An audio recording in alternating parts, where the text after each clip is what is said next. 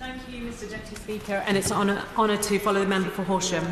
According to the Institute for Fiscal Studies, school funding has risen on average by around 2% per year in real terms for secondary schools and 2.4% per year for primary schools every year since the mid-1970s.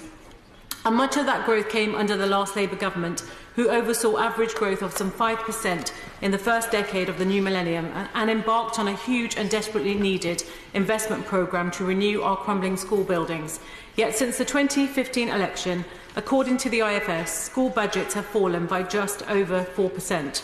And this government trumpeted their announcement last year of more funding for schools as if it was some great triumph, when in reality all they have done is to ensure that by 2019-20, school funding will be roughly equivalent to that of 2011-12. The numbers speak for themselves. 2% a year increases since the mid-70s, 5% a year under the last Labour government, stagnant under the Tories, and that will be the legacy of this government's education policy. These cuts are hitting our schools hard. Analysis by the Education Policy Institute shows that the proportion of local authority schools in deficit nearly trebled from 8.8% in 2012-13 to 26.1% in 2016-17, and that over two-thirds of local authority maintained secondary schools spent more than their income in 2016-17, and that is simply not sustainable. And the pain is not only being felt by the schools but by the teachers themselves.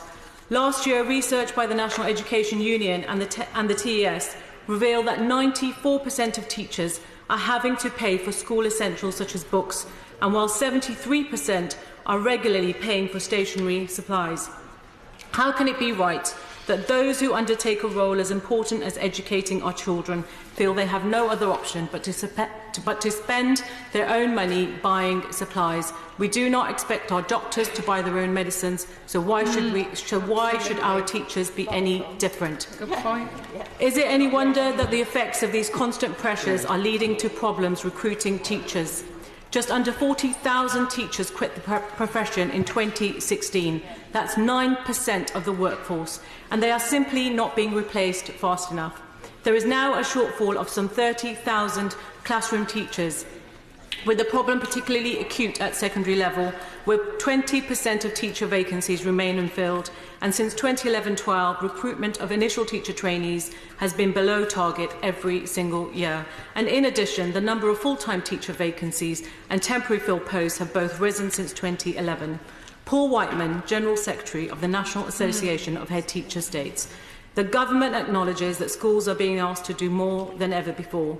They also accept that costs are rising, but they remain unwilling to meet these increased expectations and cost with sufficient funding." And Mary Boosted, the Joint General Secretary of the National Education Union, added, "It is no wonder that schools are increasingly struggling to provide pupils with basic essentials and having to ask parents to fill the gap." These are not politicians. These are the people on the front line, people who are witnessing the devastating effect of Tory policies, and we should listen to what they have to say. But it isn't just in our school where the Tories' ideology of austerity has hit hard. Maintained nursery schools have received no guaranteed funding after 2020, leaving them completely unable to budget for the future. These are nurseries that serve some of the poorest areas in England, with 64% in the most deprived areas. As things stand, these nurseries are set to lose almost £60 million from 2020 unless urgent action is taken. The chair of the Education Select Committee, the Right Honourable Member for Harlow, highlighted this very issue this morning on national radio. When is this government going to act? The government's record on education is nothing short of shameful, and my constituents will not be fooled by headline-grabbing government announcements of more money for our schools or nurseries. The picture is clear. The figures tell their own story. This government is failing our schools and our children. Thank you.